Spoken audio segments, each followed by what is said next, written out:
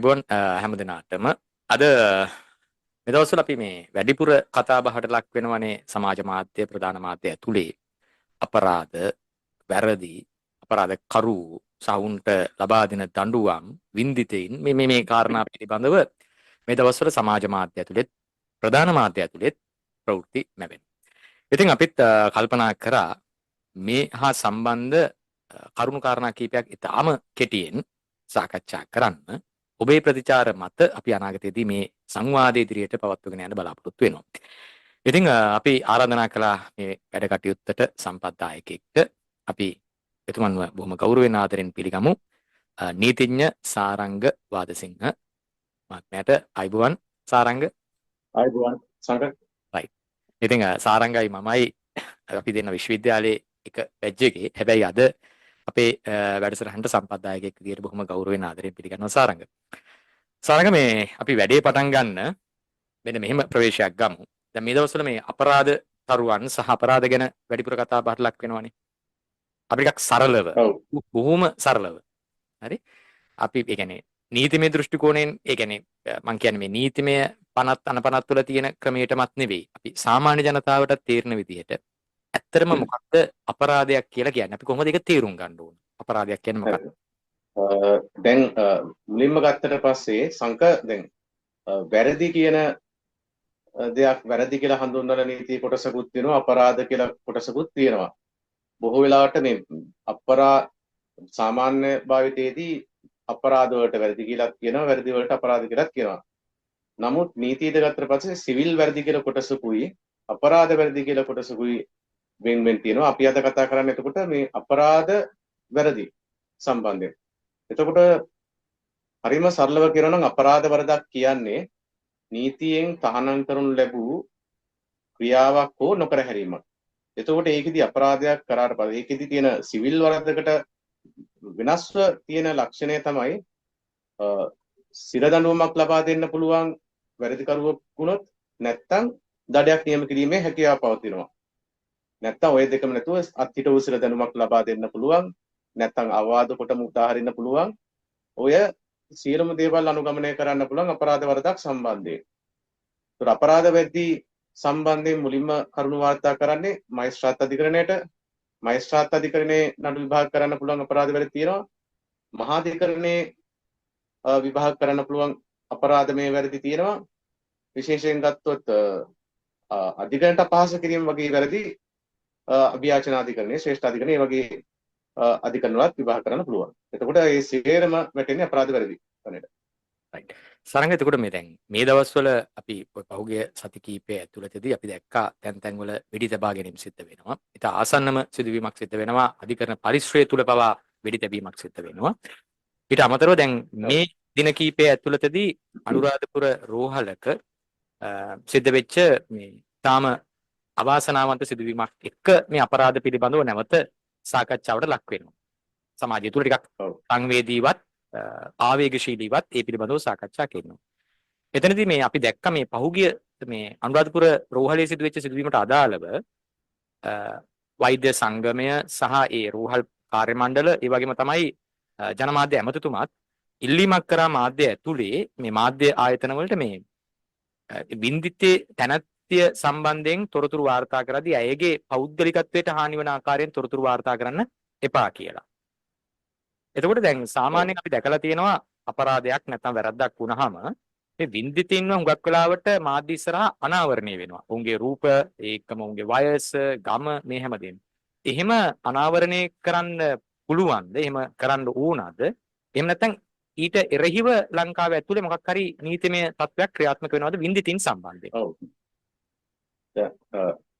ලිංගික අපරාධ වලට ලක් වූ වින්දිතයන් සම්බන්ධයෙන් දණ්ඩ සංග්‍රහයට ගෙන ආපු සංශෝධනයක ඔය සම්බන්ධයෙන් සඳහන් වෙනවා. එතකොට මේ සංශෝධනයේ පැහැදිලිව දක්වා තිබෙනවා ලිංගික අපරාධ ගණනාවක්. ඒකට ඒ අතරට ස්ත්‍රී දූෂණය කියන වරද ඇතුළත් වෙනවා. එතකොට එවැනි වරදක වින්දිතයෙක් වෙච්ච තැනැත්තියකගේ තොරතුරු අනන්‍යතාවයේ හිදරවන තොරතුරු ප්‍රචාරය කිරීම නීත්‍ය මගින් තහනම් කොට තියෙනවා. එතකොට මේ වන විටත් එවැනි නීතියක් පවතිනවා. ඒ කියන්නේ ලිංගික අපරාධයක වින්දිතෙක් වෙච්ච තැනැත්තියකගේ තොරතුරු අනාවරණය කිරීම නීතියෙන් තහනම්. දැන්ටත් එහෙම නීතියක් තියෙනවා. හැබැයි මේ නීතිය ක්‍රියාත්මක වීමේ ගැටලුවක් තමයි පවතින්නේ. 1995 තමයි මේ සංශෝධනය ගෙන්නේ. මේ වන තෙක් අහලා නැහැ කවදාවත් මේ පනත මේ සංශෝධනයෙන් ගෙනාපු වගන්ති යටතේ නඩු පැවරීමක් සම්බන්ධයෙන් දන්නේ නැහැ. නමුත් අපි එදිනෙදා පත්‍රයක් බැලුවොත් සමාජ මාධ්‍යයට ගියොත් ඕනතරම් ඔය ලිංගික හිංසන වලට නැත්නම් බරපතල ලිංගික අපයෝජන නැත්නම් ස්ත්‍රී දූෂණ වගේ වැරදි වලට ලක් වෙන අයගේ නම, ගම, වයස, සේවය කරන ස්ථානය ඇතුළු සියලු තොරතුරු මේ ප්‍රචාරය කරනවා දකින්න පුළුවන්. එතකොට ඒක හරියට කවුරු හරි දැන් ඒ විඳිත තැනැත්තියගේ විඳිත තැනැත්තිය හෝ පවුලේ තැනැත්තෙක් මේ සම්බන්ධයෙන් පැමිණිල්ලක් කරොත් අනිවාර්යෙන් ඒ ප්‍රචාරය කරන තැනැත්තන්ට විරුද්ධ නීතිමය ක්‍රියාමාර්ග ගන්න පුළුවන්. දැන්ටත් පවතින නීතියක් දැන් මගේ මතය නම් ඒක විතර ප්‍රමාණවත් නෑ. දැන් විඳිත තැනැත්තියට පමණක් ආරක්ෂාව සැපයීම කියන කාර්යය ප්‍රමාණවත් නෑ. සැකකරුවන්ගේ අනන්‍යතාවය පිළිදරව් කිරීම තහනම් වන නීතියකුත් ලංකාවට ගේන්න ඕන. ඒක සංක දැන් අපි කතා කරමුද නැත්නම් පස්සේ කතා කරමුද? ඊට ටිකක් දීර්ඝ කාරණයක්. නෑ සරංග දැන් ඒ කතාවත් ඉතාම වැදගත්. මම හිතන මේ පොඩි බාධාවක් වෙන්න පුළුවන් මේ වර්ෂාවක් එක්ක සමහරවිට මේ සම්බන්ධ හරි. ඒට මෙහෙට සද්ද ඇහෙන්න පුළුවන්. ඒ වුණාස අපි සංවාද ඉස්සරහට අරගෙන තරංග මේ දැන් මේ ආසන්නතම සිදුවීමේදී අපි දැක්කා ඒ වරදකරුවයි සැක කරන තැනත්තාව අත්අඩංගුවට ගැනීමක් සිද්ධ වෙනවා. ඒක ඊටාම ඉක්මනට සිද්ධ වෙනවා. ඒක ඊටාම හොඳ ප්‍රවණතාවයක්. මොකද පහුගිය 2022 අවුරුද්ද ගත්තාම ඒ අවුරුදු වලට අදාළව මම හිතන්නේ බරපතල ලිංගික අපයෝජන සහ ස්ත්‍රී දූෂණ සම්බන්ධ වැරදි 200කට අධික සංඛ්‍යාවක් ලංකාව ඇතුළේ වාර්තා වෙලා තියෙනවා. ඒ අතරින් අවමත් චෝදනා පත්‍ර ගොනු වෙලා තියෙන ඉතාමත් අවම ප්‍රමාණයක කාරණා සම්බන්ධයෙන් විතරයි. නමුත් දැන් මේ අවස්ථාවේ පෞද්ගලිකීම මේ අපරාධකරු අත්අඩංගුවට ගන්නවා, සැකකරු අත්අඩංගුවට ගන්නවා. ඒකම ඔහුගේ ඡායාරූප සමාජ මාධ්‍ය ඇතුලේ අපි දැක්කා මේ ප්‍රචාරය වෙනවා. ඒතකොට මේක නඩුවකට දැන් අනාගතයේදී මේහා සම්බන්ධ නඩු කටයුත්තක් දිගහැරෙනවනේ. එතනදී විදිහට බලපෑමක් සිද්ධ වෙයිද මේ මොකද දැන් මේ විඳිත තැනැත්තිය මම හිතන්නේ ප්‍රකාශ කරලා තියෙනවා නැවත දුටුවොත් ඔහු අඳුන ගන්න පුළුවන්. ඒතර එවැනි අවස්ථාවක මම හිතන්නේ හඳුනා ගැනීම පෙරට්ටු පවත්වනවා. මේ කාරණා වලට මේ ප්‍රචාරණය මොන විදිහට බලපෑමක් වෙයිද? ඔව්. මුලින්ම සංක අපි මේ හඳුනා ගැනීමේ පෙරට්ටුවක් කියන්නේ මොකක්ද කියන එකෙන් පටන් ගමු. එතකොට මේ බලන් ඉන්න අයට පැහැදිලි වෙනවා මේ කාරණේ. දැන් හඳුනා ගැනීමේ පෙරට්ටුවක් පවත්වන්නේ යම්කිසි තැනැත්තෙක්ට තමන් දන්නේ නැති නමින් නොදන්න පුද්ගලයෙක් අපරාධයක් වරදක් කරාට පස්සේ තමයි හඳුනා ගැනීමේ පෙරට්ටුවක් පවත්වන්නේ.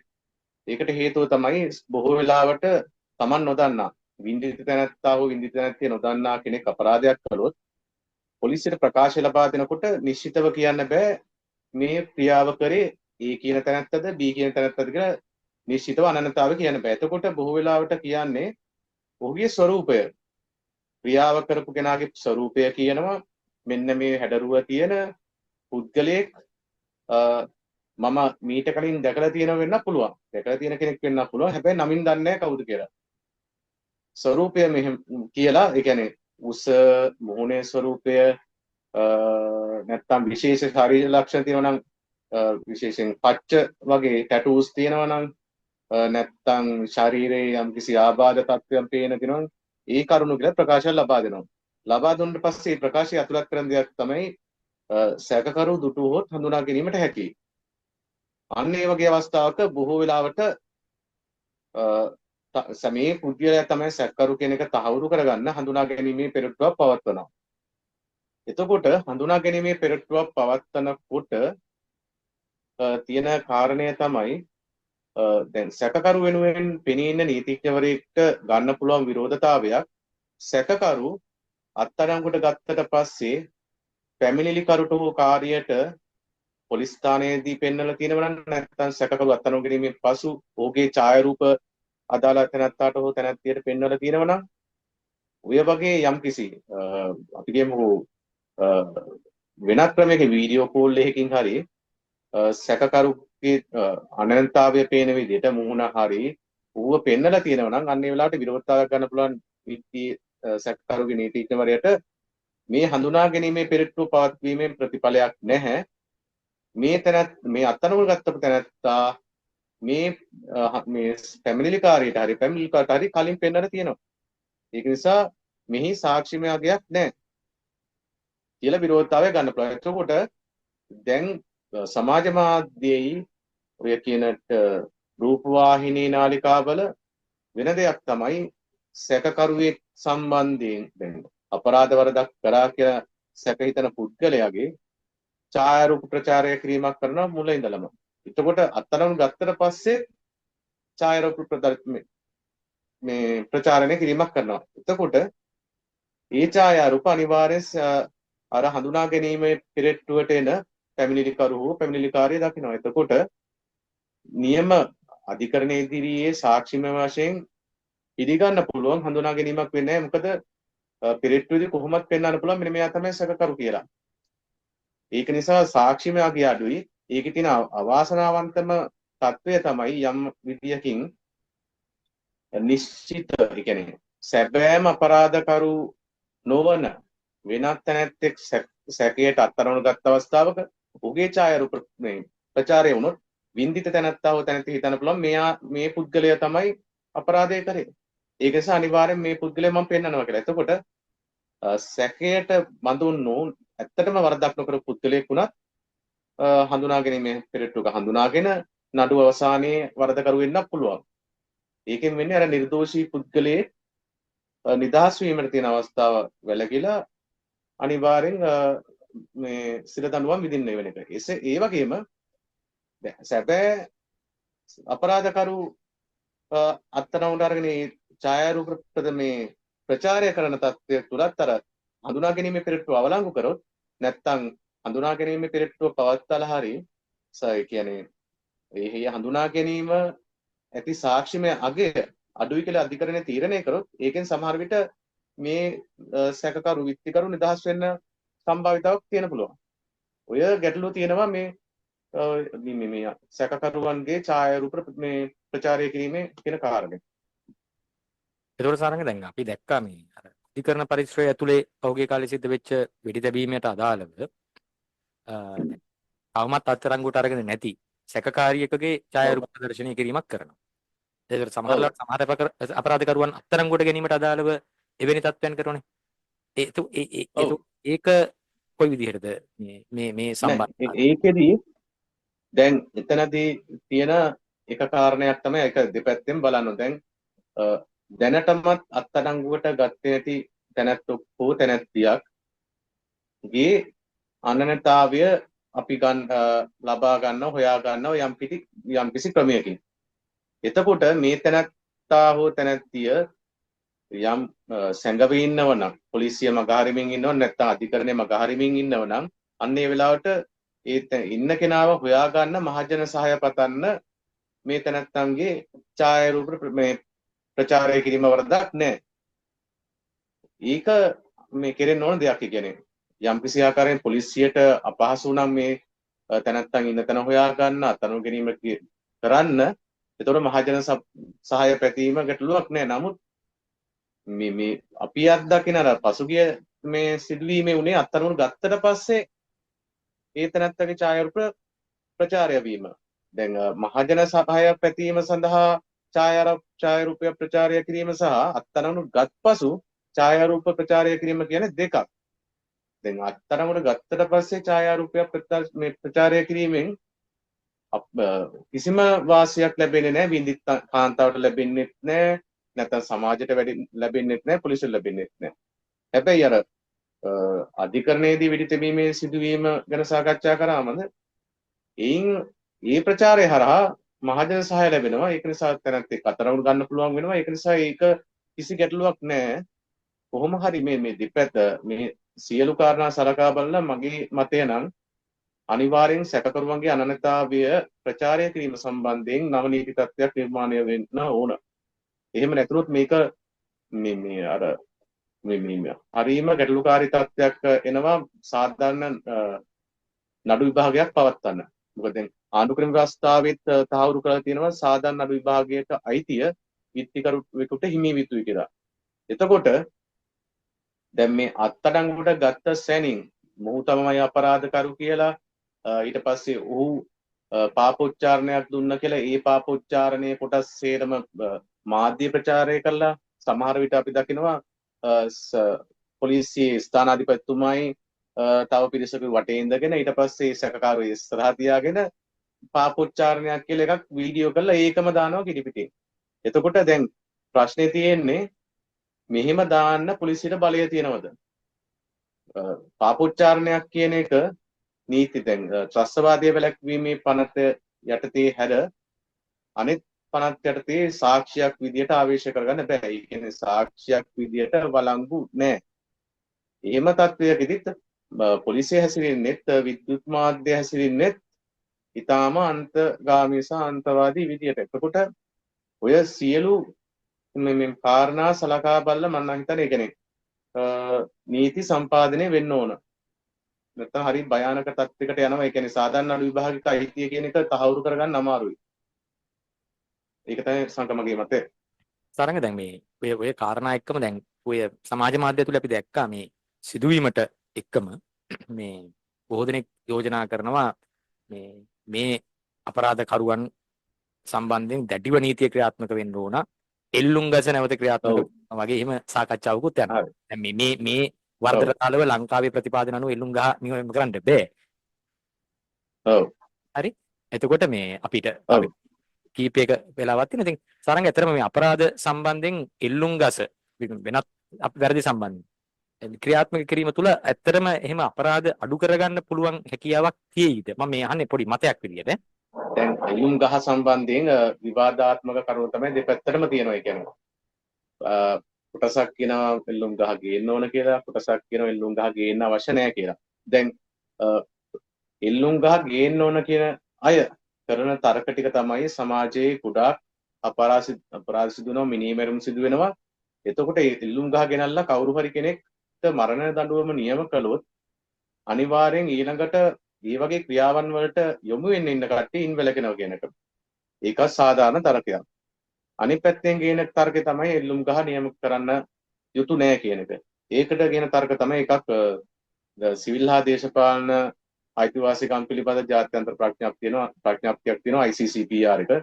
ඒකට එන ප්‍රොටෝකෝල් එකකින් මේ මරණ දඬුවම මේ දෙන්න එපා කියලා රාජ්‍යයන්ට යම්කිසි මාර්ගෝපදේශනයක් ලබා දෙනවා. එතකොට ඒ අනුව ලෝකයේ බොහෝ රටවල් මේ වෙන විට මරණ දඬුවම ලබා දීමක් කරන්නේ නැහැ. දැන් ජාත්‍යන්තර නීතීන් එක්ක අනුගත වෙමින් යන්න ඕන නිසා තමයි බොහෝ රටවල් මරණ දඬුවම ක්‍රියාත්මක කිරීමට පසුබට වෙන්නේ. දැන් ලංකාවෙත් මරණ දඬුවම ක්‍රියාත්මක කිරීම පසුබට වෙන්නේ මං හිතන විදිහට ඔය ජාත්‍යන්තර නීති තත්ත්වය නිසා. එහෙම ක්‍රියාත්මක කරන්න ගියොත් ජාත්‍යන්තරය තුල ලංකාව පිළිබඳ යම් ආකාරයක වැරදි චිත්‍රයක් මෙවෙන්න පුළුවන්. මොකද මානව හිමිකම් සම්බන්ධයෙන් විශාල වශයෙන් කතා වෙනවා. දැන් ලංකාවේ මානව හිමිකම් කඩවීම සම්බන්ධයෙන් ගත්තොත් දරුණු ඉතිහාසයක් තියෙනවා. 71 ගත්ත 71 කැරැල්ල අවස්ථාව, ඊට පස්සේ 86 89 83 කළු ජූලිය, ඊට පස්සේ ගත්තට පස්සේ අවුරුදු 30 ගානක සිවිල් යුද්ධය, ඔය සේරගෙම ඇතුලේ ලංකාව මානව හිමිකම් කඩ කළා කියලා විශාල මතයක් තියෙනවා. දැන් ළඟදී ගියපු අල් ජසීරා ඔය මාධ්‍ය සාකච්ඡාවෙනුත් බටලන්ද කොමිෂන් වාර්තාවක් ගැන මතුණා. එතකොට දැන් හැමතැනම ලංකාව කිව්ව ගමන් ඔය සිවිල් යුද්ධය ගැන, මානව හිමිකම් කඩවීම ගැන සාකච්ඡා වෙනවා. එතකොට එහෙම ඉතිහාසයක් තිබිලා නැවතක් මම හිතන්නේ නැහැ රජයේ වූ ආණ්ඩුව තීරණය කරයි කියලා මරණ දඬුවම නියම කළ යුතුයි කියන තැනට කියලා හිතන්න අමාරුයි. ඊළඟ කාරණය තමයි දැන් මරණ දඬුවම දෙන්න එපා කියන එකට පක්ෂ කාරණයක් තමයි දැන් ලංකාවේ විමර්ශන ක්‍රියාවලිය ගත්තට පස්සේ දැන් පොලිසිය කරන විමර්ශන ක්‍රියාවලියකින් අනතුරුව තමයි නඩු පැවරීමක් කරන්නේ. එතකොට මේ විමර්ශන ක්‍රියාවලිය සර්ව සාධාරණ නම් තාම සර්ව සාධාරණ කාර්යක්ෂම අන්දමින් වෙනව නම් ඉතා දියුණු තාක්ෂණයක් යොදාගෙන මේ අපරාධවල සුළුමුළු හොයා ගන්න තරම් දක්ෂ නිලධාරීන් ඉන්නව නම් තාක්ෂණයක් තියෙනව නම් ඔන්න මම හිතන්නේ මරණ දඬුවම දුන්නට කමක් නැහැ. එහෙම නැතුව පක්ෂපාතී විමර්ශන වෙනවා කියලා චෝදනාවක් තියෙවෙන. පක්ෂපාතීව කටයුතු කරනවා කියලා චෝදනාවක් තියෙන. හෙරොයින් ආයුධ බෝම්බ වගේ හඳුන්වා දෙනවා කියලා තියෙන චෝදනා තියෙන පොලිස් දෙපාර්තමේන්තුවක් මේ විමර්ශනය කරලා පවරන නඩුවලදී මරණීය දඬුවම නියම කරොත් එහෙම බොහෝ වෙලාවට නිර්දෝෂී මිනිස්සුත් මරණ දඬුවම ලැබෙන්න පුළුවන්. එතකොට අර අපි බලාපොරොත්තු වෙන අරමුණට යන්න අමාරුයි. ඒක නිසා මරණ දඬුවම ලබා දෙනවා නම් මොකද මිනිහෙක්ට ලබා දෙන්න පුළුවන් උපරිම දඬුවම මරණ දඬුවම. ඒක ලබා දෙනවා නම් ඊට කලින් සකස් කළ යුතු හදාගත යුතු අඩුපාඩු ටිකක් තියෙනවා විමර්ශන ක්‍රියාවලිය.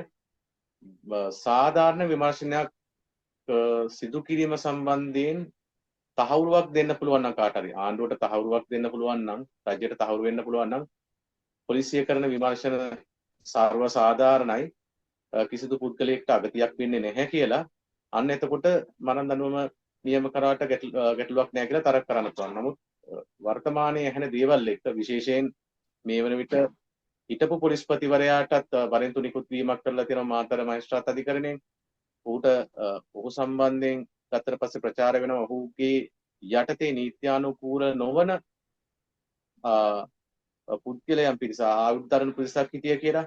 එතකොට ලංකාවේ හිටපු පොලිස්පතිවරයාට මේ වගේ චෝදනා එල්ල වෙද්දී අපිට එවැනි පොලිස්පතිවරුන් ඉඳපු දෙපාර්තමේන්තුවකින් සාධාරණ විමර්ශනයක් වෙනවාද කියන කාර්යය සම්බන්ධයෙන් ලොකු ගැටලුවක් තියෙනවා. ඒක නිසා මගේ පුද්ගලික මතය ගත්තොත් මරණ දඬුවම දෙන එකට මම විරුද්ධයි. තරග මොනවාද මේ අපි බොහොම කෙටි සාකච්ඡාවක් අද දවසේ කරේ. අපි බලමු මේකට ලැබෙන ප්‍රතිචාර මොනවද වගේ වෙයිද කියලා. ප්‍රතිචාරත් එක්ක අපි බලාපොරොත්තු වෙනවා මේ වැඩසටහන ඉස්සරහට ඇදගෙන යන්න. ඉතින් අද බොහොම ස්තුතිවන්ත වෙනවා මේ කෙටි සාකච්ඡාව වෙනුවෙන් මේ වටිනා කාලය අපි වෙනුවෙන් කැපකිරීම පිළිබඳව. අද අපේ කතා බහත් එක්ක එකතු වුණේ නීතිඥ සාරංග වාදසිංහ. බොහොම ස්තුතියි සාරංග. යලි දවසක හමු වෙන බලාපොරොත්තු. ස්තුති සංඝ. ස්තුතියි. අය හම්බෙමු.